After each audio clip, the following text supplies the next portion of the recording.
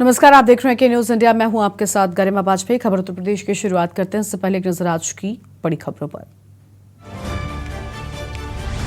प्रदेश के भाजपा सांसदों से संवाद करेंगे पीएम मोदी। लोकसभा चुनाव के मद्देनजर पीएम लेंगे फीडबैक। 31 जुलाई 2 अगस्त को 2 चरणों में होगा संवाद। ग्रीन बेल्ट को बचाने के लिए सीएम योगी ने दिए सख्त निर्देश। अवैध प्लॉटिंग को लेकर आवास विकास प्राधिकरण को निर्देश। कहा, ग्रीन बेल्ट पर न बसने पाए नई कॉलोनी। शिवपाल यादव के विरोध का मामला। डीसीपी सेंट्रल अपर्णा रजत कौशिक का बयान। कहा, अंकुश शर्मा को संदिग्धता के आधार पर रोका गया।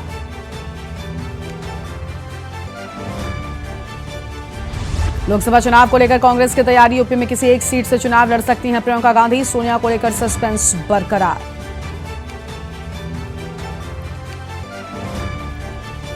उन्नाव में भीषण सड़क हादसे में 4 की मौत। तेज रफ्तार वाहन ने एम्बुलेंस में मारी टक्कर। एम्बुलेंस मृतक के साथ सवार थी बेटियां और पत्नी। गाजियाबाद में यमुना में आई बाढ़ ने मचाई तबाही। व्यापारियों को तकरीबन 40 करोड़ का हुआ नुकसान। यूपीसीडी और जिला उद्योग केंद्र के सर्वे में हुआ खुलासा। आप देख रहे हैं के न्यूज, खबरों का सारथी। और आगे बढ़ते हैं खबरों की ओर। लखनऊ से अहम खबर आपको बताते हैं, जहां पर ग्रीन बेल्ट को बचाने के लिए सीएम की सख्ती। सीएम योगी आदित्यनाथ ने कड़े निर्देश दे दिए हैं। अवैध प्लॉटिंग को लेकर आवास विकास प्राधिकरण को निर्देश दिए गए हैं। किसी भी दशा में ग्रीन बेल्ट पर न बसने पाए नई कॉलोनियां।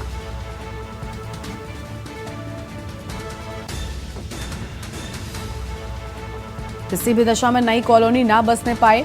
सीएम को उच्च स्तरीय बैठक में निर्देश दिए गए हैं। आवश्यकता के अनुसार नई कॉलोनी का विकास करें। निजी या सरकारी भूमि पर अवैध कब्जे की ना हो शिकायत। किसी भी दशा में अवैध बस्ती ना बसने पाए। प्राधिकरण स्थानीय निकाय को दिए सीएम ने सख्त निर्देश। तो यह आम जानकारी आपको बता दें, जहां पर निजी या सरकारी भूमि पर अवैध कब्जे की शिकायत न हो, यह अहम बात सामने आई है।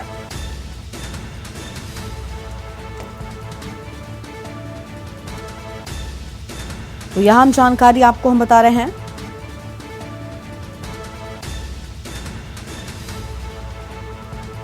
निजी या सरकारी भूमि पर अवैध कब्जे की शिकायत न हो, यह बात सामने आई है। और किसी भी दशा में अवैध बस्ती ना बसने पाए। स्थानीय निकाय को सीएम ने सख्त निर्देश दे दिए हैं।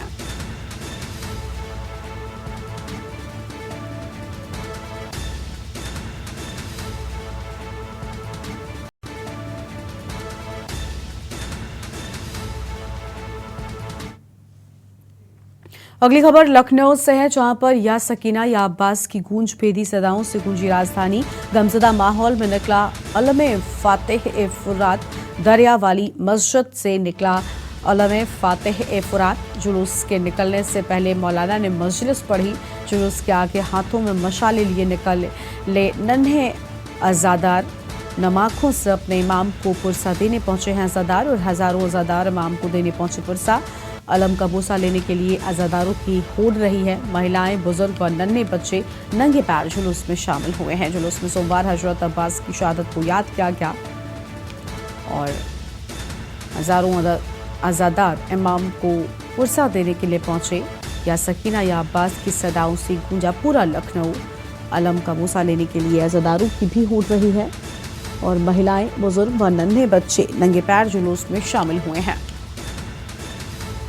जुलूस में सोमवार हजरत अब्बास की शहादत को याद किया गया है और सुरक्षा व्यवस्था को लेकर पुलिस प्रशासन मुस्तैद रहा। या सकीना या अब्बास की सदाओं से पुराना लखनऊ गूंज उठा। मुहर्रम में सुरक्षा व्यवस्था को लेकर पुलिस प्रशासन भी मुस्तैद रहा है। तो यह हम खबर आपको हम बता रहे हैं। पुलिस प्रशासन इमामबाड़े व संवेदनशील इलाकों में कड़ा पहरा रहा। ड्रोन से लेकर एलआईयू और खुफिया संस्थाएं भी नजर रख रही थी।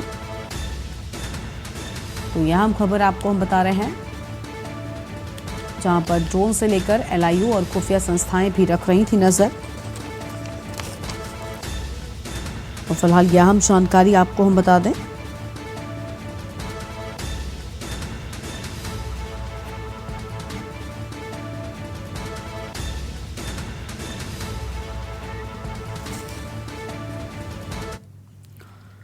और अगली खबर गाजियाबाद से है, जहां पर यमुना में आई बाढ़ ने तबाही मचा दी है। व्यापारियों को तकरीबन 40 करोड़ का नुकसान हो गया। बाढ़ की वजह से ट्रोनिका सिटी की फैक्ट्रियों को नुकसान हुआ। 250 फैक्ट्रियों को तकरीबन 40 करोड़ का नुकसान हुआ है। यूपी सीडा और जिला उद्योग केंद्र के सर्वे में खुलासा हुआ। बाढ़ की वजह से कई फैक्ट्रियों को नुकसान होने की बात सामने आई है। तो बाढ़ की वजह से फैक्ट्रियों को बड़ा नुकसान हुआ है और यह अहम जानकारी आपको हम बता रहे हैं, जहां बाढ़ की वजह से फैक्ट्रियों को बड़ा नुकसान उठाना पड़ा है। तो यहां हम खबर आपको बता दें, बाढ़ के चलते फैक्ट्रियों को बड़ा नुकसान हुआ।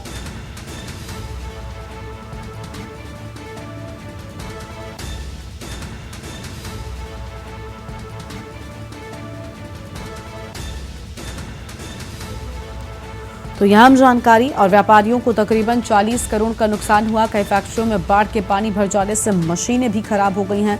बाढ़ की वजह से ट्रोनिका सिटी की फैक्ट्रियों को बड़ा नुकसान देखने को मिला है और 250 फैक्ट्रियों को तकरीबन 40 करोड़ रुपए का नुकसान पहुंचा है। तो यहाँ पर करोड़ों रुपयों का नुकसान पहुंचने की बात सामने आई है। फिलहाल यह हम खबर आपको हम बता रहे हैं।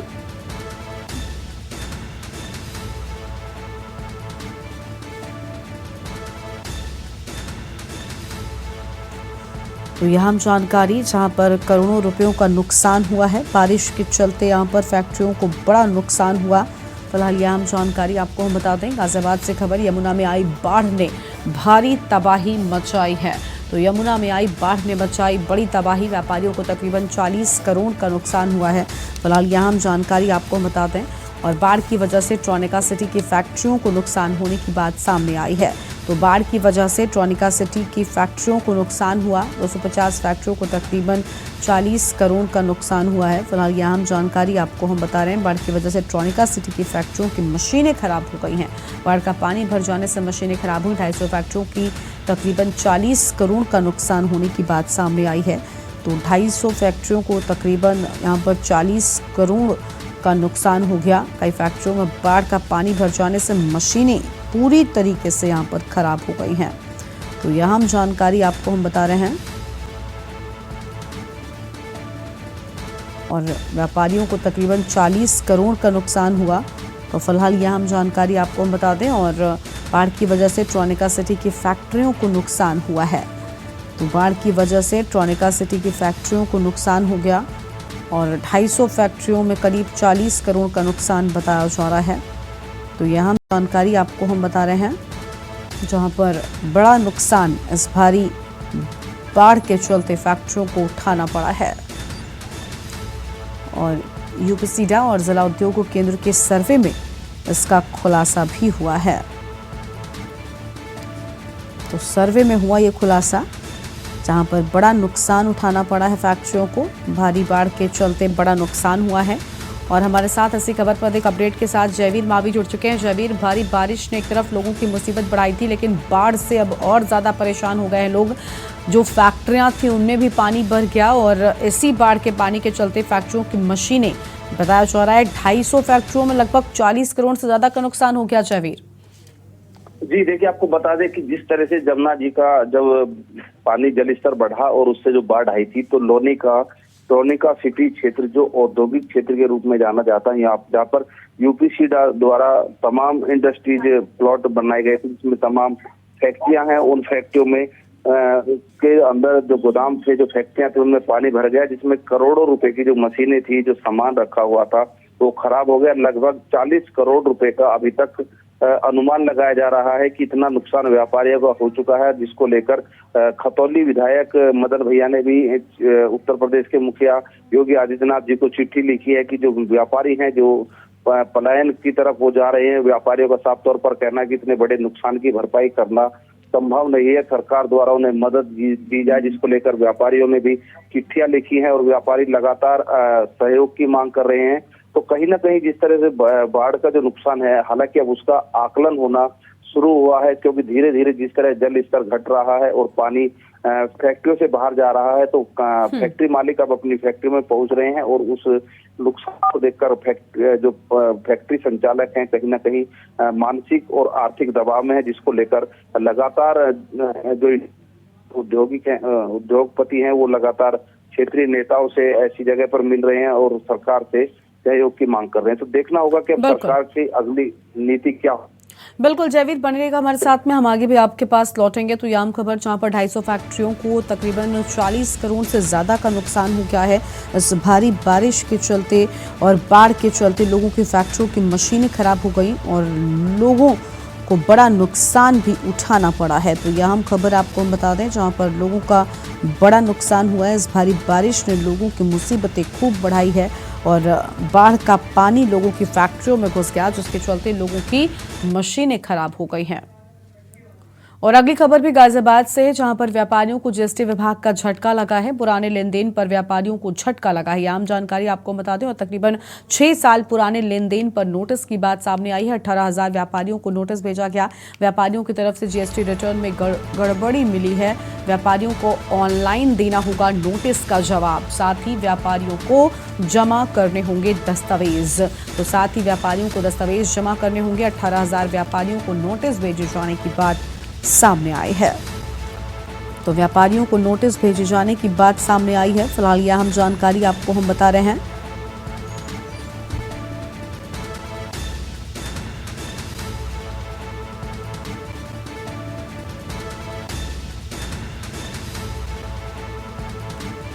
और जयवीर मावी हमारे साथ में लगातार बने हुए हैं। जयवीर, व्यापारियों को दस्तावेज भेजे जाने की बात कही गई है। व्यापारियों को जीएसटी विभाग का ये बड़ा झटका है। देखिए, आपको बता दें कि जीएसटी विभाग जब से जीएसटी की जो अनिवार्यता शामिल आई है तो कहीं ना कहीं जो व्यापारी है उन्होंने जीएसटी का रजिस्ट्रेशन तो कराए हैं, लेकिन उसके बाद जो छोटे व्यापारी थे जिनका व्यापार कम था तो उन्होंने जीएसटी को लेकर जो वकील के माध्यम से जो फाइल दर्ज करानी थी वो फाइल नहीं हुई है। तो जिसको लेकर अब जीएसटी विभाग भी हरकत में आया और गाजियाबाद के लगभग 18,000 व्यापारियों को जीएसटी विभाग के द्वारा नोटिस दिया गया है, जिसका जो व्यापारी हैं उनसे ऑनलाइन जवाब मांगा गया कि आखिर जो जीएसटी थी वो क्यों नहीं जमा की गई। उसमें तमाम ऐसे बिंदु है जिन पर जो व्यापारी है उनको समस्याओं का सामना करना पड़ रहा है कि आखिर वो उन सवालों के किस तरह से जो जीएसटी विभाग है उनको क्या जवाब दे। तो कहीं ना कहीं अब जो व्यापारी हैं वो वकीलों से सलाह भी कर रहे हैं कि इन सब सवालों का जवाब किस तरह दिया जाए। जीएसटी विभाग लगातार पहले बड़े लोग जो व्यापारी थे उन पर कार्रवाई कर रहा था, लेकिन अब जो मध्यम वर्ग के जो व्यापारी थे जिन्होंने जीएसटी नंबर लिया हुआ है और जिनका जीएसटी अपडेट नहीं है, लगातार वो सुविधाएं तो ले रहे हैं जीएसटी के नाम पर, लेकिन सरकार को जीएसटी जमा नहीं करा रहे थे। उन व्यापारियों पर अब जीएसटी विभाग की गाज गिर रही है। बिल्कुल, यानी जीएसटी विभाग शिकंजा कस रहा है। बने रहेगा हमारे साथ में जयवीर, आगे भी हम आपसे अपडेट लेंगे। तो यह खबर जहां पर 18,000 व्यापारियों को नोटिस भेजे जाने की बात सामने आई है और व्यापारियों की तरफ से जीएसटी रिटर्न में गड़बड़ी मिली है, यह हम खबर आपको हम बता दें। और व्यापारियों को ऑनलाइन नोटिस का जवाब देना होगा।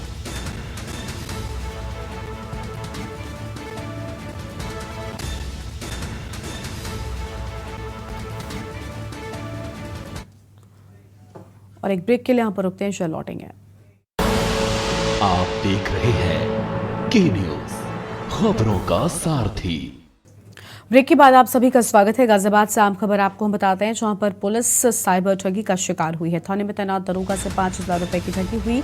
परिचित इंस्पेक्टर बता दरोगा से ठगी की गई है। ऑनलाइन ट्रांसफर के जरिए ठगे 5,000 रुपए। परिचित इंस्पेक्टर को कॉल करने पर हुआ खुलासा। दरोगा ने विजयनगर थाने में एफआईआर दर्ज करवाई है। आम खबर आपको बता दें जहां पर दरोगा से ठगी की बात सामने आई है और दरोगा ने विजयनगर थाने में एफआईआर भी दर्ज करवा दी है। ऑनलाइन ट्रांसफर के जरिए 5,000 रुपए ठगे जाने की बात कही गई है। परिचित इंस्पेक्टर बताकर दरोगा से ठगी की गई है।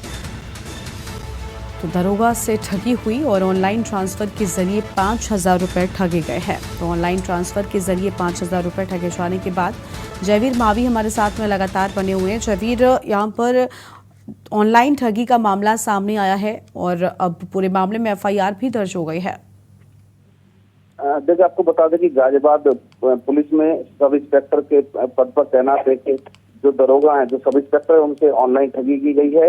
एक उन्हीं के इंस्पेक्टर जो निरीक्षक थे उनके नाम पर व्हाट्सएप क्लोन किया गया फर्जी तरीके से और उस व्हाट्सएप के माध्यम से दरोगा से 5,000 रुपए की जो रिश्वत की जो सहयोग के नाम पर मांगी गई और जो सब इंस्पेक्टर थे उन्होंने बिगड़ जांच पड़ताल किए जो बताया गया नंबर था उस पर वो ट्रांजैक्शन किया। लेकिन जब दरोगा को एहसास हुआ कि शायद उनके साथ ठगी हुई है, क्योंकि जो इंस्पेक्टर थे, जो निरीक्षक थे, जिन्होंने 5,000 रुपए की उनसे ऑनलाइन मांगे थे, उनसे जब बात की तो सारे मामले का खुलासा हुआ कि उनके साथ ठगी हो गई है और गलत तरीके से उनसे पैसे लिए गए, तो जिसको लेकर उन्होंने पुलिस में शिकायत की है और लिखित में शिकायत के बाद अब पुलिस जो ठग है उसको ढूंढने का प्रयास कर रही है, कानूनी कार्रवाई करने की बात करें तो ऑनलाइन जो ठग हैं वो लगातार सक्रिय हो रहे हैं और लगातार जो पुलिस हो या फिर प्रशासनिक अधिकारी हो उनको ठगने का कार्य कर रहे हैं। कई बार ऐसी शिकायतें गाजियाबाद में आ चुकी हैं और पुलिस इन तमाम मामलों का अभी तक खुलासा नहीं कर पा रही है। जी बिल्कुल, बहुत शुक्रिया जयवीर आपका अधिक जानकारी के लिए। तो आम खबर आपको बता दें जहां पर ऑनलाइन ट्रांसफर के जरिए 5,000 रुपए ठगे जाने की बात सामने आई है।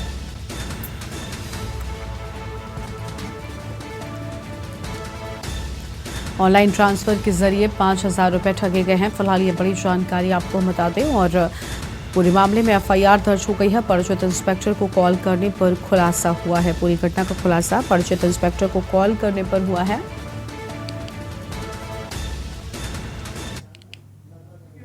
और अगली खबर का रुख कर लेते हैं। अगली खबर है लखनऊ से, जहां पर ग्रीन बेल्ट को बचाने के लिए सीएम की सख्ती सामने आई है। सीएम योगी आदित्यनाथ ने कड़े निर्देश दे दिए हैं। अवैध प्लॉटिंग को लेकर आवास विकास प्राधिकरण को निर्देश दिए गए हैं।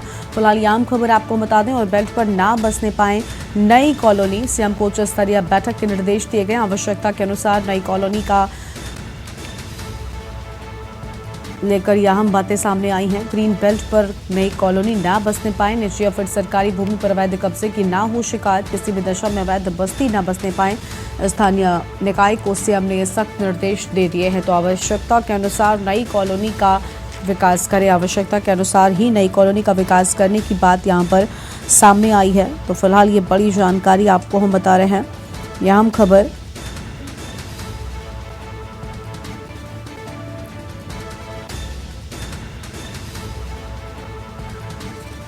और इसी खबर पर अधिक जानकारी के लिए हमारे साथ सतीश संगम जुड़ चुके हैं। सतीश, सीएम का सख्ती साफ तौर पर नजर आ रही है। सीएम ने साफ कर दिया है कि कोई भी नई कॉलोनियां ग्रीन बेल्ट पर ना बसने पाए। इसको लेकर जो स्थानीय निकाय हैं वो किस तरीके के कदम उठा रहे हैं ताकि उनके इस आदेश का पालन हो सके? बिल्कुल, देखिए कि अवैध प्लाटिंग को लेकर, अवैध निर्माण को लेकर लगातार मुख्यमंत्री की सख्ती देखी जा रही है। कल इसको लेकर एक बैठक की है जिसमें सभी निगम है, जो प्रदेश के सभी निगम है, उनको निर्देश दिया है कि अवैध प्लाटिंग पर रोक लगाया जाए। अगर कभी भी क्षेत्र और कहीं ऐसा क्षेत्र है जहाँ ग्रीन बेल्ट घोषित किया गया है वहां पर किसी तरह का निर्माण न हो।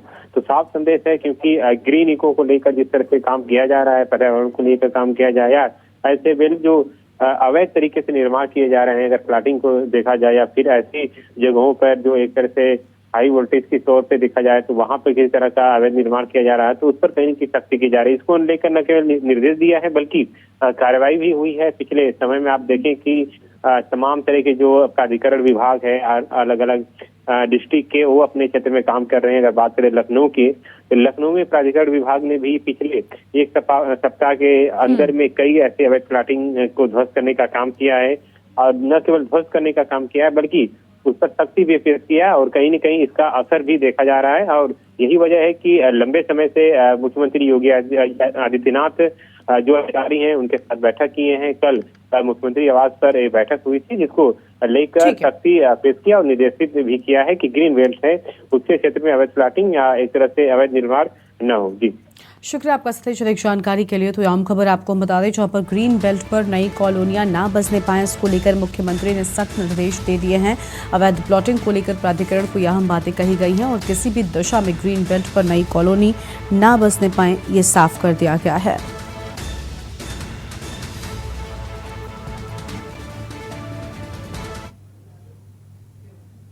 अगली खबर लखनऊ से है, जहां पर या सकीना या अब्बास की गगनभेदी सदाओं से राजधानी गूंजी है। गमजदा माहौल में निकला अलमे फातेह ए फुरात। दरियावाली मस्जिद से निकला अलमे फातेह फुरात और जुलूस के निकलने से पहले मौलाना ने मजलिस भी पढ़ी है। जुलूस के आगे हाथों में मशाल लेकर निकले हैं नन्हे अज़ादार।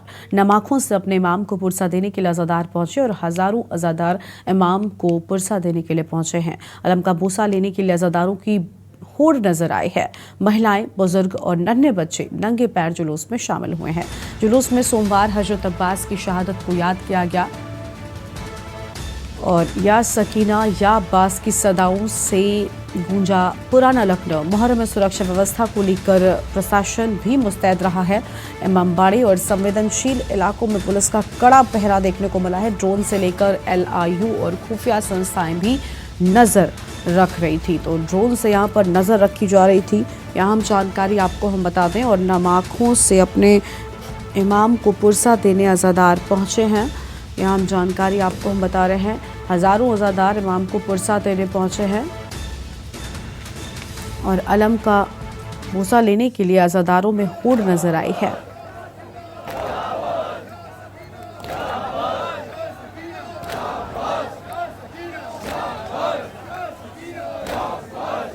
उसकी पूरी सुरक्षा व्यवस्था है, जिसमें ड्रोन कैमरों से हम लोग पूरी तरह से जो है इसकी निगरानी कर रहे हैं और CCTV कैमरे भी लगे हुए हैं। साथ ही जो यहाँ पे जुलूस चल रहा है, उस जुलूस के लोगों से भी बातचीत हुई है और सभी लोग जो है जितने नाली और ये सब इकट्ठे थे सारे तक पैकअप है और जुलूस के लोग भी शांतिपूर्वक जो है अपना मातम करते हुए आ रहे हैं। और हमारी पूरी PSC, RAF, RRF सारी हमारी फोर्स लगी हुई है, किसी तरह की कोई समस्या नहीं है। सोशल मीडिया की भी हम लोग निगरानी कर रहे हैं।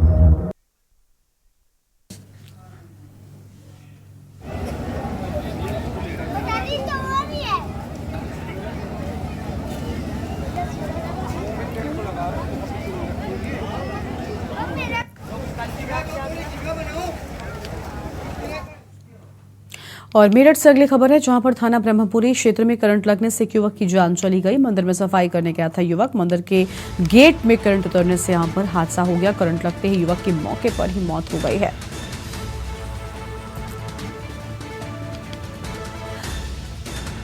माधोपुरम के सेक्टर 3 का रहने वाला था युवक और बिजली विभाग पर आरोप लगाया है। बिजली विभाग की लापरवाही को लेकर लोगों में रोष है। राज्य मंत्री ने आर्थिक मदद का आश्वासन भी दिया है। ब्रह्मपुरी के माधोपुरम सेक्टर 3 का यह पूरा मामला है।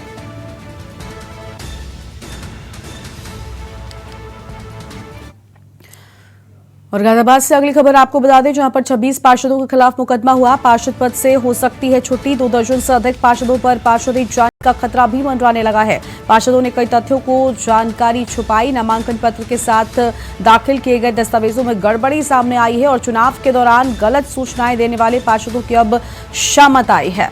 यह आम खबर, जहां पर कई तथ्यों की जानकारी छुपाए जाने की बात पार्षदों के द्वारा सामने आई है। यह आम खबर आपको हम बता रहे हैं। 2 दर्जन से अधिक पार्षदों पर पार्षदी जाने का खतरा भी मंडराने लगा है।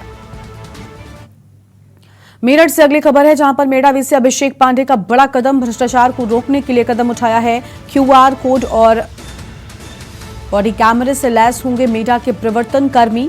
अवैध निर्माण और भ्रष्टाचार की शिकायतों पर कदम उठाया गया है। फर्जी कर्मचारी बनकर वसूली करने वालों पर लगेगी लगाम।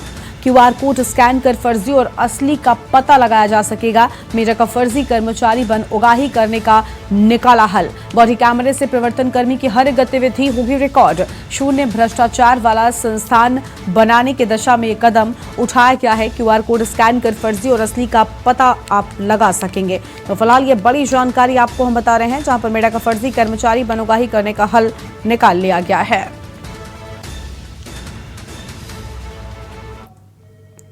अमेठी से अगली खबर है, जहां पर तेज रफ्तार बोलेरो सड़क किनारे पलट गई और बाइक सवार को बचाने के चक्कर में बोलेरो पलटी है। बोलेरो में सवार 4 लोग घायल हो गए। पुलिस ने घायलों को इलाज के लिए अस्पताल भेज दिया है। 2 लोगों को जिला अस्पताल के लिए रेफर कर दिया गया है। अमेठी कोतवाली बाईपास के पास का यह पूरा मामला बताया जा रहा है।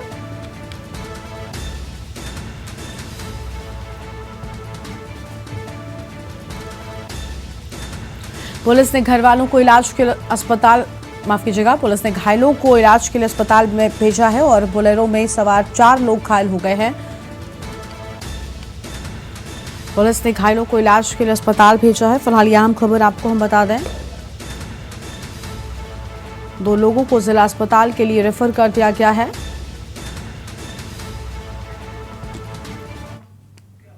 आगरा से खबर है, महिलाओं के विवाद ने पकड़ा तूल। एक ही समुदाय के 2 पक्ष आमने सामने आ गए। जमकर मारपीट हुई और पथराव हुआ है। सिपाही की मौजूदगी में दबंगई दिखा रहे थे और मारपीट और पथराव में कई लोगों के घायल होने की बात सामने आई है। मारपीट और पथराव का वीडियो भी बन गया है। थाना पुलिस सूचना पर मौके पर पहुंची और थाना लोहा मंडी के तेलीपाड़ा की यह पूरी घटना है।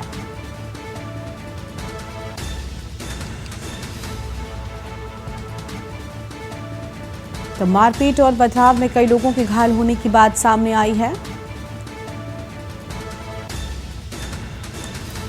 मारपीट और पथराव का वीडियो भी कैद हो गया। थाना पुलिस सूचना पर मौके पर पहुंची है।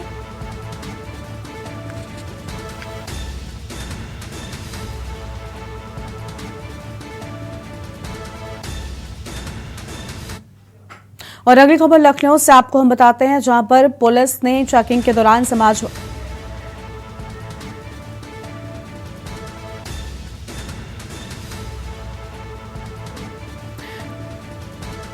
और इस बीच एक और बड़ी खबर आपको लखनऊ से बताते हैं, जहां पर यूपी एटीएस ने रईस का एक और साथी पकड़ा है और यूपी एटीएस ने रईस का एक और साथी गिरफ्तार कर लिया है। लखनऊ से आम जानकारी आपको हम बता दें, जहां पर एक और साथी को गिरफ्तार किए जाने की बात सामने आई है। अरशद नाम के संदिग्ध जासूस को गिरफ्तार किया गया है। तो अरशद नाम के संदिग्ध जासूस को गिरफ्तार किया गया। अरशद पर पाकिस्तान के लिए जासूसी करने का आरोप लगा है। तो अरशद पर पाकिस्तान के लिए जासूसी करने का आरोप लगा। पुणे में नौकरी करने के दौरान मोहम्मद रईस के संपर्क में आया। आम खबर लखनऊ से आपको हम बता रहे हैं, यूपी एटीएस ने रईस का एक और साथी गिरफ्तार कर लिया है। तो एक और साथी गिरफ्तार हो गया है। अरशद नाम के संदिग्ध जासूस को गिरफ्तार किया गया है। आम जानकारी आपको हम बता दें, अरशद नाम के संदिग्ध जासूस को गिरफ्तार किया गया। अरशद पर पाकिस्तान के लिए जासूसी करने का आरोप लगा है। तो अरशद पर पाकिस्तान के लिए जासूसी करने का आरोप लगा। पुणे में नौकरी करने के दौरान मोहम्मद रईस के संपर्क में आया।